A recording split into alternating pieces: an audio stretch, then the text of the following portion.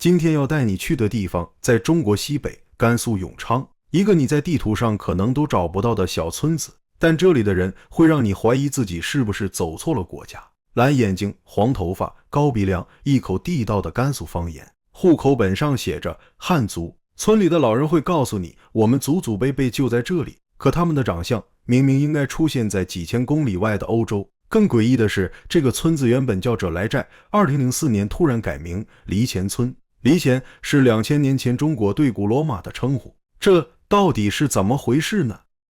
穿过乌鞘岭的那一刻，你就知道自己真正进入河西走廊了。车窗外的景色开始变得荒凉而壮阔，远处是连绵的祁连雪山，近处是一望无际的戈壁荒漠，偶尔能看到几株顽强生长的骆驼刺。如果你从兰州出发，一路向西开6个小时，就会抵达永昌县城。进城第一眼，你会看到路口矗立着一座巨型雕塑，一个汉人儒者，一个西域牧羊女，一个身披铠甲的罗马士兵，底座刻着黎前怀古。从县城再往南开半小时，你会到达一个叫黎前村的地方。低矮的土坯房，黄泥糊的墙，屋顶压着石头，寒风卷起沙土，村子里却看不到一个人影。路边一块卧石上刻着3个字者来寨，这是他2004年以前的名字。往村里走几百米，你会看到一段用铁链围起来的土墙，高不过2米，长10来米，墙前立着石碑，黎前遗址。这就是传说中的古罗马城吗？老人会告诉你，70年代的时候，这城墙还有1公里长，3层楼高，上面能走汽车。后来村民拿土当肥料，一车一车往家运，几十年下来就成了现在这样。80年代有人炸墙取土，挖出了一小土车的铜钱，可惜都被卖掉或是丢掉了。夕阳西下，一个老汉蹒跚着走出来，那张脸让人一愣，脸型狭长，鼻梁又高又挺，下巴到两颊的胡须是黄褐色的。这位70多岁的老人名叫宋生义，他在墙根蹲下，点上烟，讲起了这个村子被发现的往事。80年代，几十辆外国人的车突然开进村里，一群人拿着相机，又是拍照又是测量。从那之后，记者、学者、游客就没断过，他们都是冲着一件事来的。这村子里有些人长得不太一样。宋生义指了指自己，我这样的还算轻的。然后他指向北边，杏树庄那边有几个更像，黄头发、蓝眼睛，鼻子跟外国人一模一样。那些外来的人总会问同一个问题，你们是不是古罗马士兵的后代？宋生义的回答很淡然，户口本上写的是汉族，说的是汉话，过的是汉人的日子，祖先是谁，谁知道呢？不过这片土地上确实藏着一些奇怪的东西。以前挖地盖房子，村民经常能挖出一些坛坛罐罐。宋生义家里就有一个，现在被老伴拿来盛油。现在村里常住的已经没几个人了，年轻人都出去打工，只有过年才回来。宋生义那张黄褐色胡须的脸和周围汉族村民确实不一样，好像在他身体里流淌着某种来自遥远地方的血液。那么这些人到底从哪来的呢？为什么他们会在这里？答案也许就在他说的杏树庄之中，在那些更像外国人的村民身上。如果你顺着宋生义指的方向往北开20公里，景色会突然变了。离村那边还是一片戈壁荒漠，到了杏树庄这边，突然就成了绿洲，湿地、泉水、成片的农田，相距不到20公里，环境天差地别。在杏树庄，你会找到一个名叫罗英的人，开门的瞬间，你会真正理解什么叫像极了欧洲人，鹰钩鼻、绿眼珠，一头卷发，但身份证上显示汉族。2004年，罗英去了一趟北京，在中科院抽了血，拿到报告的那一刻，他愣住了。46%欧洲血统，方向阿富汗一带。从那之后，罗英的身份变了。以前他是种地的农民，现在他穿着罗马战袍给游客讲故事。当穿上那身衣服的时候，罗英说，我感觉到心里面非常骄傲，非常自豪，因为这是一种古罗马文明，我感觉我们就是古罗马文明的一种支撑和延续。但他也知道，我以后有了孩子，孩子可能就长得不像欧洲人了。不只是罗英，村里还有个人叫孙建军，黄头发、蓝眼睛。小时候同学叫他外国人、大鼻子，一直被人歧视和欺负。长大后，他通过媒体，通过新闻，知道了这个村子的传说。2000年，孙建军专门去了永昌县文化馆，找研究黎前文化的老师，想搞清楚我到底有没有这回事，他们是怎么到我们甘肃的，因为他对这个事情特别感兴趣。现在孙建军有个梦想，期待有一天带着家人一起去意大利认亲，看看真正的古罗马。但他也知道去一趟意大利费用太高，这个亲认不起。村里最有名的外国人叫蔡俊年，外号蔡罗马，一头黄发，鹰钩鼻，蓝眼睛，白皮肤。村民们说蔡罗马的长相在村里是最怪异的。2005年他去上海做 DNA 检测，结果 56% 欧洲血统。那趟上海之行，蔡罗马坐的是飞机，来回都是。村民说他可风光了，可惜他外出打工早已不在村里。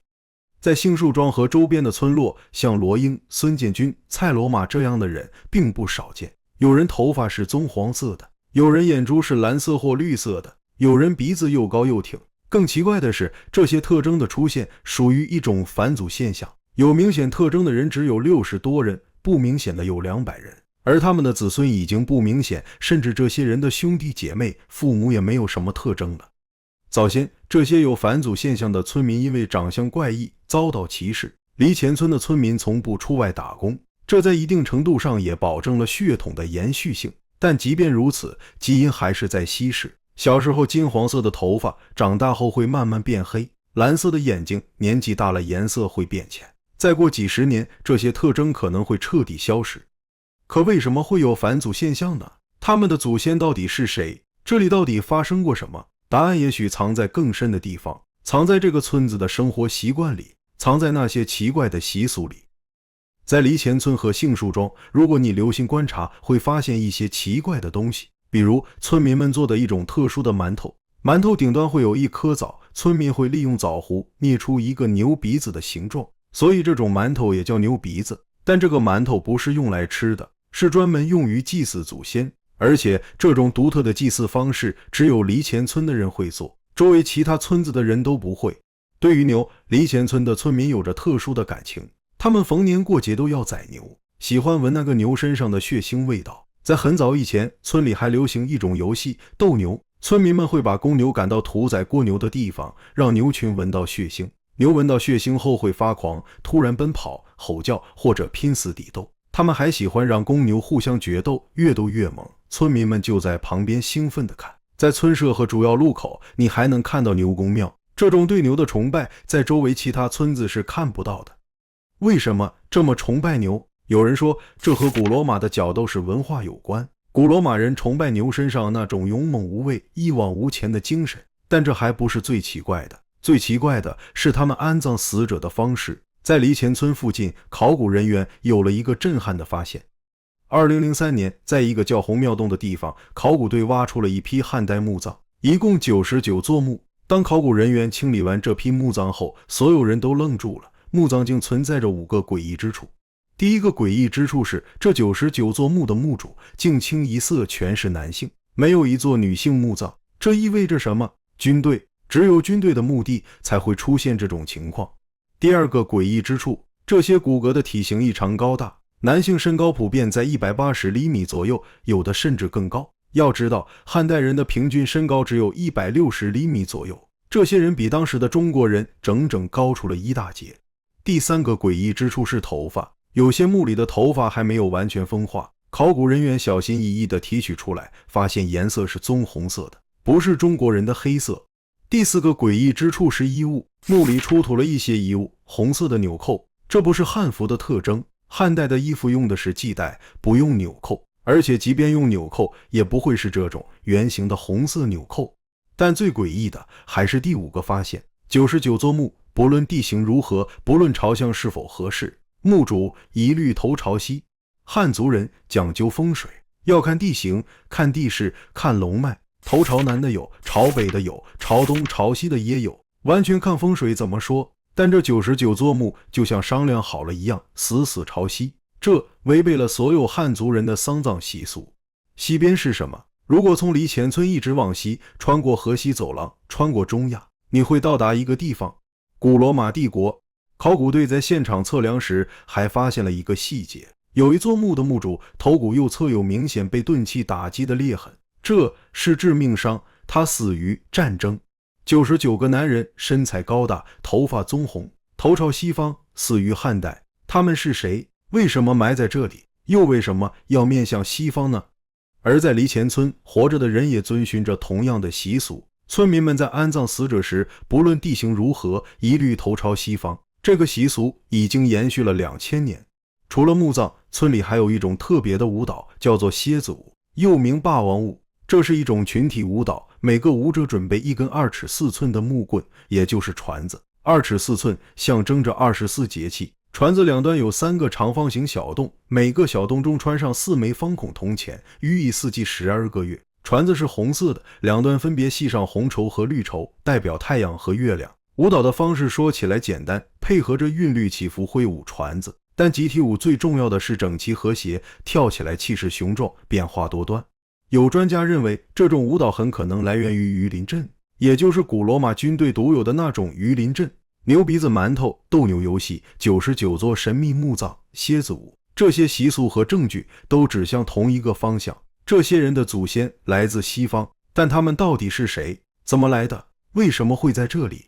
答案恐怕要从2000年前的一场战争说起。那场战争发生在几千公里外的中东，一支古罗马军团在那场战争中神秘地消失了。2000年前，在几千公里外的中东发生了一场改变历史的战争。公元前53年，古罗马执政官克拉苏率领4万大军，浩浩荡荡向东征战，目标征服安息国，也就是今天的伊朗。战争一开始很顺利，罗马军团所向披靡，但在一个叫卡莱的地方，安息军队设下埋伏，罗马军团遭遇毁灭性打击，2万人战死，1万人被俘，克拉苏被斩首。只有一支军队成功的突围，第一军团约6000人拼死冲出了包围圈，然后这支军队便消失了。33年后，罗马和安息签订合约，要交换战俘。罗马问：我们失踪的6000人呢？安息说：什么6000人？我们没有俘虏。从那以后，这支6000人的军团就从历史中彻底消失了，成了世界军事史上50大未解之谜之一。不过答案也许就藏在中国的一本史书里。在《汉书·陈汤传》中记录了一件奇怪的事。公元前36年，汉朝大将陈汤率军讨伐匈奴，在郅支城外，他遇到了一支从未见过的军队。这支军队用圆形盾牌组成鱼鳞阵，在城外修建众木城。这不是匈奴人的战法，这是古罗马军队独有的战术。陈汤大获全胜，俘获了1000多人，把他们带回了西汉。紧接着，一件奇怪的事发生了。西汉版图上突然出现了一个新县黎前，黎前正是西汉对古罗马的称呼。《后汉书》记载，取国名为县，意思很明确，这个县是为了安置来自罗马的人而设立的，而黎前县的位置就在今天的黎前村。如果把这些线索串起来，公元前53年，6000罗马士兵消失；公元前36年，陈汤遇到使用罗马战术的军队。同一时期，西汉设立黎前县，这难道是巧合吗？那场战斗，陈汤见识了罗马军队最擅长的龟甲阵，1000人举着盾牌，组成密不透风的一栋堡垒，喊着号子往前走。在欧洲战场，这个战术所向披靡，但在中国，他遇到了克星。陈汤的骑兵速度快，团团包围，从4面进攻。龟甲阵有个致命缺陷，中间的士兵看不到外面，被4面围攻一下后，里面先乱了，互相践踏，这乌龟便散架了。1000人最后只剩下了100多人。他们被带到了祁连山脚下，汉朝给了他们土地，收缴了盾牌，让他们去种地。为了给他们民族自豪感，这个县就叫黎前。汉朝对罗马的称呼，那些罗马士兵在这里卸下盔甲，拿起锄头，但他们没有忘记家乡。安葬死者时，一律头朝西，朝着罗马的方向。祭祀祖先时，做牛鼻子馒头，那是角斗士崇拜的图腾。他们的后代在这片土地上繁衍了2000年，说着汉语，过着汉人的生活，但身体里始终流淌着来自西方的血液。直到今天，那些蓝眼睛、黄头发的村民还在这里，他们就是那段历史最好的证明。但这个故事真的这么简单吗？1989年，澳大利亚学者戴维·哈里斯从《汉书》中发现了黎前的记载，他发表论文，法新社转载，声称揭开了罗马第一军团消失之谜。黎前村一夜之间扬名国际。Discovery、BBC、日本东京电视台、德国警报、美国时代周刊，全世界的记者都涌进了这个小村子。所有人都想知道，这些蓝眼睛、黄头发的村民真的是古罗马人的后裔吗？2003年，兰州大学的研究人员来了，他们在91名村民身上采集血样，研究了2年。与此同时，罗英去北京做了检测，46%欧洲血统；蔡俊年去上海做了检测，56%欧洲血统。2007年，兰州大学的结果出来了，91份样本全部来源于中亚和西亚地区，阿富汗、伊朗、土耳其一带。到此，证据链似乎变得完整了。公元前53年，罗马军团在卡莱战败，6000人失踪。公元前36年，陈汤遇到使用榆林镇的军队。同一时期，西汉设立黎前县。2000年后，村民的 DNA 显示中亚血统，一切好像都对上了。但研究者给出了一个让人意外的结论，他们说 DNA 确实发现了欧洲人的遗传标记，但这不能直接证明他们就是那支消失的罗马军团，因为河西走廊本来就是古代丝绸之路的必经之地，数百年间，无数中亚、西亚的商人移民经过这里，有些人留了下来和当地人通婚，他们的后代当然也会有欧洲血统。学术界开始争论，有人支持，有人反对，谁也说服不了谁。更戏剧的是，2010年，当年提出这个假说的戴维·哈里斯再次来到黎村，这一次他改口了。他说，这些人可能不是某一支军团的后代，更可能是数百年间陆陆续续来到这里的中亚移民，他们的身份到现在也没有确切答案。故事讲到这里，似乎陷入了死胡同。DNA 查了，专家也来了，争论了几十年，但谁也说不清这些村民的祖先到底是谁。也许答案根本不重要，重要的是这个村子正在发生另一个故事，一个关于现代化和传统消逝的故事。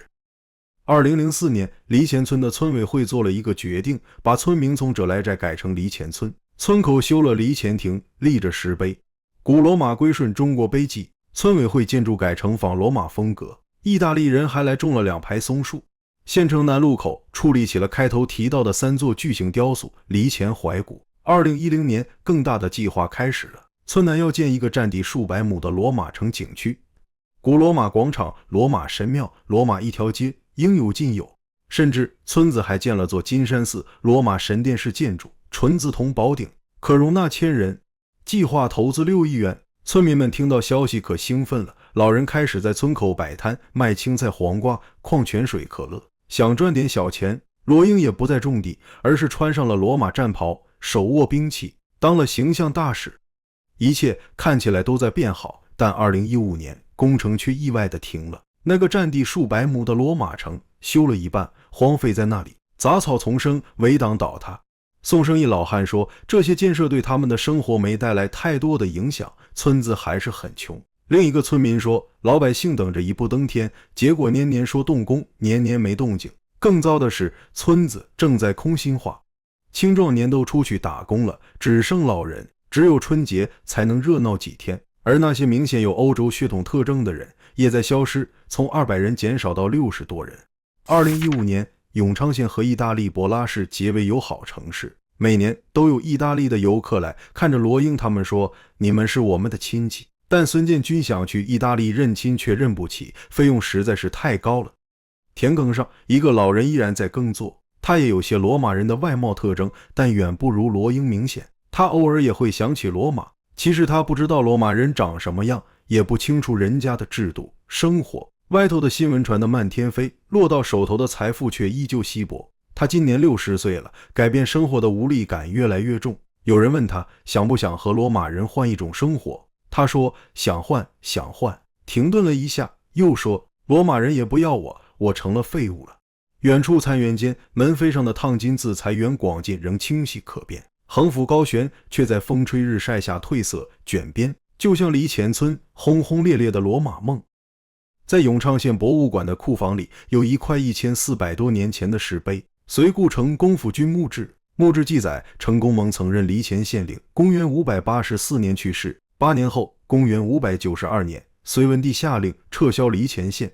从那以后，黎前从中国版图上消失了。为什么突然撤县？那批罗马人去哪了呢？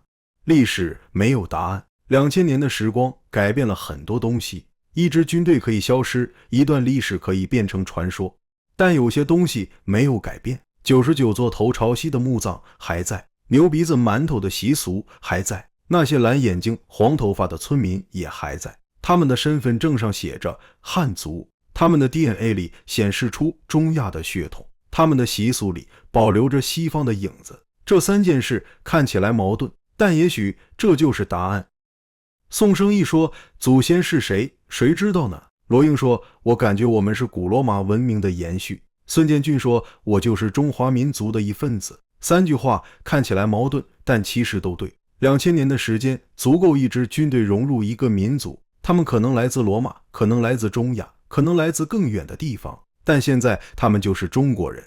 重要的不是他们从哪里来，而是他们在这里生活了2000年，在祁连山脚下耕种、放牧、繁衍生息，说着汉语，过着汉人的生活，成为了这片土地最真实的见证者。至于那支消失的罗马军团，也许他真的来到了中国，也许它只是一个美丽的传说。但那些蓝眼睛、黄头发的村民，他们的存在本身就已经足够传奇。